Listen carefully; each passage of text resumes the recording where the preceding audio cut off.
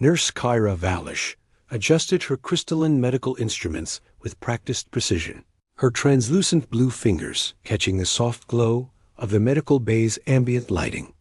Standing barely 2 feet tall, she moved with the fluid grace typical of her people, the Etherians. Her body, composed of living crystal, chimed softly as she worked a sound that most patients found soothing. The Galactic Medical Station Harmony orbited peacefully in neutral space, serving as a beacon of hope for injured beings from across the known galaxy. Kira had worked here for 8 standard years, treating everything from the gas-based nebuloids to the rock-solid granite giants of Kepler 442b. She prided herself on being prepared for anything. Today marked a special milestone in her career. After months of studying Terran physiology and medical procedures, she was finally going to treat her first human patient. The species had only recently joined the galactic community, and their medical needs were still largely theoretical to most non-human medical staff. Nurse Valish crackled the intercom in her melodious native tongue, automatically translated by the station's universal language matrix. Incoming patient transport in 15 minutes. Human male, construction accident, non-critical injuries. Kira's crystalline form brightened with excitement, a natural Etherian response to positive emotions. She had memorized every detail of human anatomy from the medical databases. Bipedal, carbon-based, single-heart circulatory system, and averaging 1.8 meters in height. The height part had seemed almost impossible to believe until she'd seen the visual references. She carefully arranged her medical tools on the sterile tray. Each instrument was a masterpiece of Etherian craftsmanship, carved from pure medical-grade crystal and capable of precision work at the molecular level. Her surgical harmonizer could repair damaged tissue by vibrating at specific frequencies, while her bioresonance scanner could detect the smallest cellular irregularities. The medical bay itself had been specially modified for larger patients. The treatment table had been reinforced and extended, though Kira still wondered if it would be adequate. The ceiling had been raised to accommodate beings up to 3 meters tall, which seemed absurdly excessive to her people, who rarely exceeded 2.5 feet. As she waited, Kira reviewed the accident report. The human designation Jake Morrison had been injured during the construction of a new deep space freight terminal. A piece of equipment had fallen, causing minor leg trauma. The report mentioned that he had insisted on bringing his essential work equipment for potential emergency repairs. Kira found this curious. Most species kept their work tools separate from medical visits, but she attributed it to human cultural differences. She had learned that humans were remarkably attached to their technology and work implements. The transport bay doors hissed open, and Kira felt her crystalline core pulse with anticipation. She had treated beings with tentacles, beings made of pure energy, and beings that existed in multiple dimensions simultaneously. How different could one more species be? The medical transport team wheeled in a figure that made Kira's translucent form flicker with surprise. A human was indeed massive. Compared to her, his single arm longer than her entire body, his shoulders broader than her treatment table. But what truly caught her attention was the enormous red container that accompanied him. "Good day, Small." "Healer," the human said, his voice a deep rumble that resonated through her crystalline structure. "I'm Jake Morrison, and I must say, you're quite the sight to behold. Never seen anyone made of living crystal before." Kira composed herself, her professional training overriding her amazement. "Welcome to Medical Station Harmony, Mr. Morrison. I am Nurse Kira Valish, and I will be overseeing your treatment today." Her voice created gentle harmonics as she spoke, a natural trait of her species. "May I ask about the container you've brought with you?" Jake's weathered face broke into a wide grin. "Oh, that's just my portable toolkit, Nurse. Standard safety protocol, never know when you might need to fix something important, even during a medical visit." Jake Morrison shifted carefully on the reinforced medical table, which groaned ominously under his weight, despite the engineering modifications. His injured leg throbbed slightly, but his attention was focused on the fascinating crystalline nurse, who barely reached his knee while standing.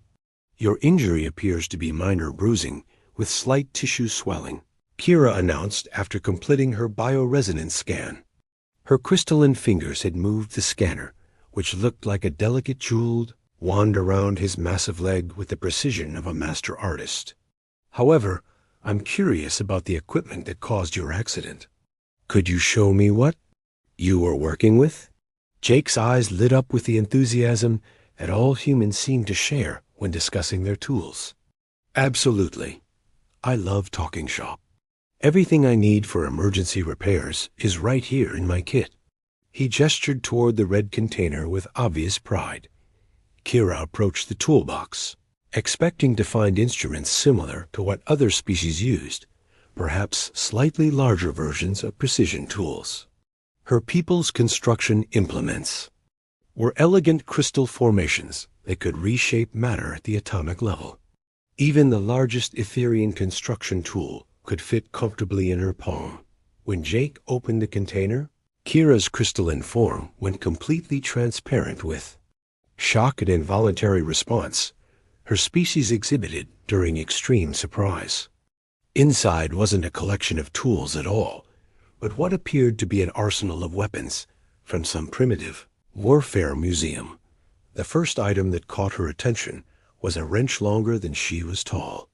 Its metallic surface gleamed menacingly under the medical bay lights, and it appeared heavy enough to crush a small shuttle. Beside it lay a drill so massive she couldn't see around its bulk, with a bit wider than her entire head. "This beauty here is my go-to adjustable wrench," Jake said cheerfully, reaching into the toolbox and lifting the enormous tool with casual ease. 48 inches of pure functionality, perfect for the structural bolts that hold space stations. Together, Kira stood frozen, her harmonic humming stuttering into discordant notes. The tool Jake wielded so effortlessly was larger than some of the medical equipment designed for treating space leviathans. She had never encountered anything so brutally oversized. "And this is my impact driver," Jake continued, pulling out what looked to Kira like a small artillery cannon. "Generates about 2,000 foot-pounds of torque. Real handy when you need to remove bolts that have been welded in place by cosmic radiation." Each subsequent tool Jake displayed was more incredible than the last. Hammers that weighed more than 5 Etherians combined. Screwdrivers that resembled ancient spears. Socket sets with individual pieces larger than her bioresonance scanner. Power tools that looked capable of demolishing small moons. How do you even carry these instruments?" Kira whispered, her voice creating tiny, frightened chimes. "They appear to weigh more than our construction vehicles." Jake chuckled, a sound that made the entire medical bay vibrate sympathetically with Kira's crystalline structure. "Oh, these are actually pretty lightweight for human tools. You should see the heavy-duty equipment we use for major construction projects. This is just my everyday portable kit." Kira's mind reeled. Her people's most advanced construction tools were masterpieces of engineering that weighed less than a pound and could build entire cities. They worked by harmonizing with molecular structures, reshaping reality through crystalline resonance. But here was this human casually displaying tools that looked like they belonged in the hands of mythological titans. "Wait," she managed to stammer, her scientific curiosity overcoming her shock. "If these are your small, portable tools, what do your large construction implements look like?" Jake's grin widened impossibly. "Well, nurse, let me tell you about our plasma cutters and fusion welders sometime. But I think right now you might want to sit down. Your color's gone all transparent." He was absolutely right. Kira did need to sit down, though finding a chair that could accommodate her crystalline form while processing this revelation proved challenging. In all her years treating the galaxy's most bizarre life forms, She had never encountered anything quite like human. Engineering philosophy. The communication panel chimed softly. Nurse Valish, is everything proceeding normally? We're detecting unusual harmonic frequencies from your medical bay. Kira looked up at Jake, who was casually organizing tools that could level buildings, and realized that nothing about this case was going to be normal. Dr. Zenith Mora clicked her way into the medical bay on 6 chitinous legs, her compound eyes immediately focusing on the commotion. Standing 4 feet tall, the vegan medic was considered quite large by most galactic standards, but she felt distinctly small as she approached the massive human patient and his even more massive equipment display. Nurse Valish requested assistance? Zenith inquired, her mandibles clicking in the characteristic speech pattern of her insectoid species. Her iridescent exoskeleton caught the light as she moved, creating rainbow patterns across her segmented body. Dr. Mora, please observe these implements, Kira managed, her crystalline form still flickering with disbelief. The human claims these are merely portable tools for routine work. Zenith's compound eyes shifted to examine Jake's toolbox, and her antennae twitched with confusion. In her 20 years of practice, she had treated beings from gas giants, who used tools made of compressed starlight and silicon-based life forms whose instruments were carved from diamond cores. But nothing had prepared her for the crude, massive implements spread before her. Greetings, Human Morrison, Zenith said, formally extending one of her 4 arms in what she hoped was an appropriate human gesture. I am Dr. Zenith Mora, Senior Medic. I understand you require assistance moving your equipment? Jake smiled warmly. Hey there, Doc. Nice to meet you. Yeah, I should probably clear some space so Nurse Valish can finish her examination. Let me just move a few things around. Zenith, eager to help and demonstrate her strength, scuttled over to the toolbox. Please, allow me to assist. We pride ourselves on accommodation for all species. She reached for what appeared to be the smallest item, a simple wrench that couldn't possibly be too heavy for someone of her size. The moment her 4 arms grasped the tool, Zenith's legs buckled. The wrench didn't budge. It was as if she were trying to lift a piece of the station's hull plating. Her exoskeleton strained, producing small cracking sounds as she applied more force. Whoa there, Doc, Jake said quickly, standing up from the medical table. Let me help with that. Those tools are probably a bit much for folks your size. A bit much? Zenith panted, her breathing spiracles working overtime. This single implement weighs more than our entire surgical suite. How do you humans manipulate such massive objects with any precision? Jake gently took the wrench from her struggling grip, lifting it with just 3 fingers. This old thing? It's only about 8 pounds. I usually carry 6 or 7 of these on my tool belt during a standard shift. Zenith's antennae drooped in disbelief. 8 pounds was considered the weight class for heavy industrial machinery on her homeworld.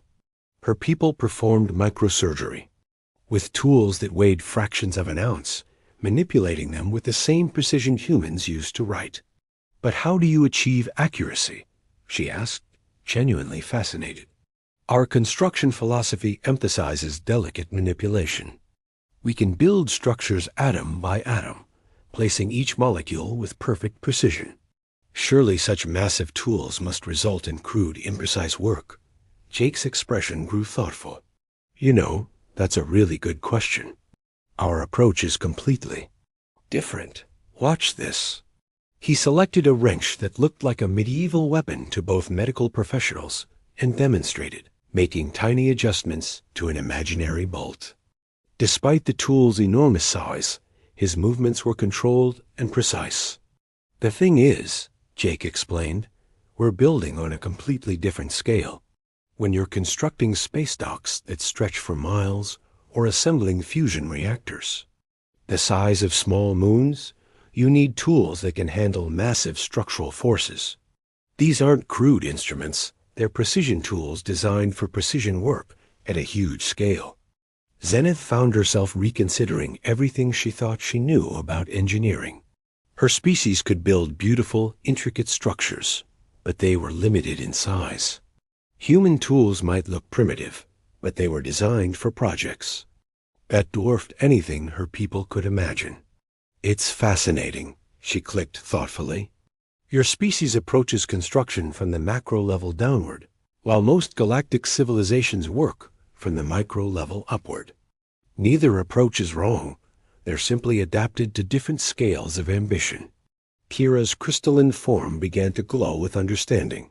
So human tools aren't oversized, they're appropriately sized for human projects? Exactly? Jake beamed.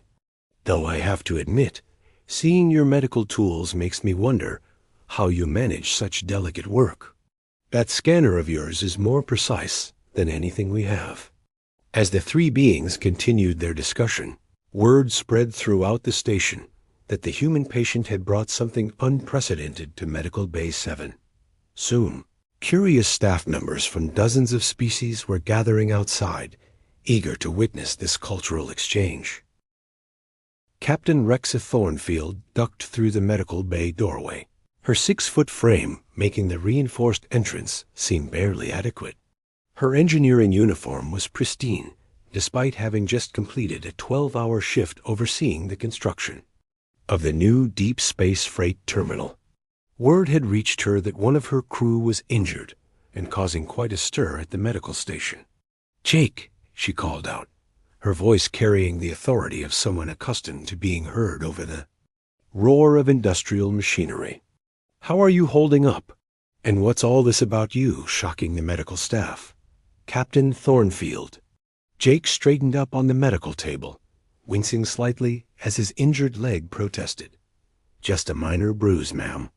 But I think I've accidentally started some kind of cultural incident with my toolkit." Rexa surveyed the scene.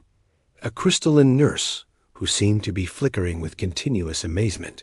An insectoid doctor, whose compound eyes were fixed on Jake's tools, and what appeared to be half the station's medical staff, crowded around the doorway, staring in fascination. "I see you brought your portable kit," Rexa observed, noting the red toolbox. "Standard protocol. Good thinking." She turned to address the medical staff. "I hope my engineer hasn't been too much trouble. Humans can be a bit overwhelming when it comes to our equipment." "Captain," Dr. Zenith interjected, her mandibles clicking rapidly with excitement, "we're trying to understand human engineering philosophy. Your subordinates' portable tools are larger than most of our industrial equipment. How do you achieve precision with such massive implements?" Rexa smiled, recognizing an opportunity for cultural exchange. "Would you like me to show you some of our lighter equipment?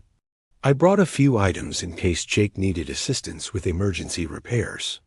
Both alien medical professionals nodded eagerly, expecting perhaps some moderately sized instruments that might help them understand human methodology.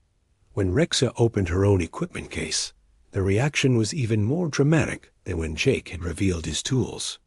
Kira's crystalline form went completely clear and began emitting a high-pitched harmonic of pure shock. Dr. Zenith's 6 legs locked in place, and she produced a sound like air escaping from a punctured habitat dome. "This is my personal repair kit," Rexa explained casually, lifting out what appeared to be a miniature cannon. "Plasma torch, good for cutting through hull plating up to 6 inches thick. And this is my favorite multi-tool." She produced an implement that looked like it could serve as a club for subduing hostile aliens. Double quotes, personal, repair, kit. Kira managed to whisper, her harmonics stuttering into complete discord. "Oh yes," Rexa continued enthusiastically. "Every human engineer carries basic tools for fieldwork. This molecular welder can fuse titanium at the atomic level. This gravitic spanner can adjust bolts in zero-G environments. Pretty standard stuff." A crowd of medical personnel from various species had now gathered, staring in absolute amazement. There were gasps, clicks, whistles, and several harmonic patterns of disbelief as Rexa casually displayed tools that looked capable of dismantling small starships. The key to understanding human engineering, Rexa explained to her rapt audience, is scale and durability. We build things to last through asteroid impacts, solar flares, and the occasional hostile alien encounter. Our tools need to match that philosophy. Dr. Zenith found her voice. But how do you learn to use such formidable implements? The training must take decades. Actually, most human children start learning basic tool use around age 5, Rexa replied matter-of-factly. By the time we're teenagers, we're comfortable with power tools. It's just part of growing up in our society. The implications of this statement rippled through the assembled medical staff. Human children played with implements that most species would classify as industrial machinery. We're beginning to understand, Kiara chimed softly, her crystalline form slowly returning to its normal blue transparency, that human engineering isn't about brute force. It's about matching your tools to your ambitions. You dream big, so you build big. Exactly, Rexa beamed. Though I have to say, seeing your medical equipment is equally fascinating. The precision you achieve with such delicate instruments is remarkable. I couldn't perform surgery with tools. That fine if my life depended on it. Jake nodded enthusiastically. It's like we're all engineers, just working at completely different scales. Makes you think about how many other ways there might be to solve the same problems. As word of the human engineers' demonstrations spread throughout the station, requests began pouring in from other departments. Everyone wanted to see these remarkable tools and learn about human engineering philosophy. Chief Medical Officer Quinn Starweaver materialized in the medical bay, their energy-based form contained within a specialized biosuit that allowed interaction with solid matter. As an Arcturian, Quinn existed primarily as conscious energy, making them uniquely qualified to understand different approaches to problem-solving across species. I understand we have an interesting cultural exchange occurring here, Quinn said, their voice emanating from the biosuit's speakers with a gentle, melodic quality. Half the station is requesting demonstrations of human engineering techniques. The medical bay had transformed into an impromptu exhibition space. Jake's toolbox sat open like a museum display, while Captain Thornfield's equipment case drew continuous streams of curious onlookers. Medical staff from dozens of species rotated, through in small groups, each reacting with their own unique expressions of amazement. Chief Medical Officer, Kira chimed, her crystalline form now glowing with excitement rather than shock. We've discovered something remarkable. Human engineering operates on principles completely different from most galactic civilizations. They design tools for massive projects that most of us never even consider attempting. Quinn's energy form pulsed thoughtfully within their biosuit. This presents an excellent opportunity for cross-cultural learning. Mr. Morrison, Captain Thornfield, would you be willing to participate in a formal demonstration for our medical staff? In exchange, perhaps our various species could show you our approaches to problem-solving? Jake and Rexa exchanged glances and nodded enthusiastically. We'd be honored, Rexa replied. It's not often we get to share our engineering philosophy with such a diverse audience. Over the next few hours, the medical bay became a fascinating showcase of different technological approaches. Kira demonstrated how Etherian crystal tools could manipulate matter at the molecular level, creating perfect structures through harmonic resonance. Dr. Zenith showed how vegan precision instruments could perform incredibly delicate work, building complex mechanisms from components smaller than most species could see. In return, Jake and Rexa explained human engineering principles: redundancy, durability, and scalability. They showed how their massive tools were actually perfectly proportioned for the enormous projects Humans undertook space elevators, planetary ring systems, and deep space construction projects that spanned entire solar systems. The fascinating aspect, Quinn observed, is that each species has developed tools perfectly suited to their physical capabilities and cultural ambitions. Humans dream of building on galactic scales, so they create tools capable of galactic scale construction. Etherians seek perfect harmony, so they develop tools that work through resonance and molecular manipulation. Dr. Zenith clicked her agreement. It's not about one approach being superior to another. It's about different species solving different problems in ways that match their physiology and philosophy. As the demonstration continued, something remarkable began happening. Medical staff started suggesting collaborative approaches to problems. Could human durability engineering be combined with Etherian precision? Could vegan delicate manipulation techniques be scaled up using human tool philosophy? This is unprecedented, Quinn mused. We're witnessing the birth of truly integrated galactic engineering principles.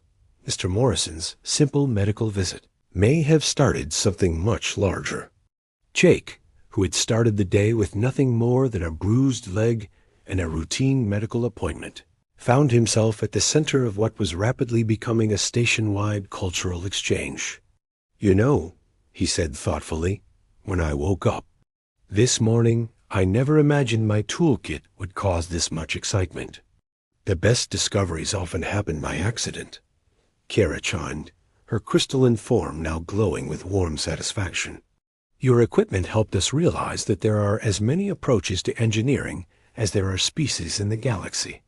As the day concluded, Chief Medical Officer Quinn was already drafting new protocols for treating patients from different species.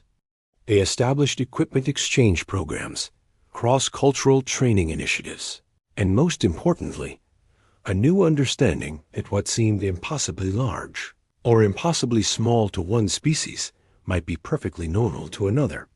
Jake's medical treatment, which should have taken 30 minutes, had turned into an 8-hour cultural revelation that would change how the Galactic Medical Station approached interspecies cooperation forever.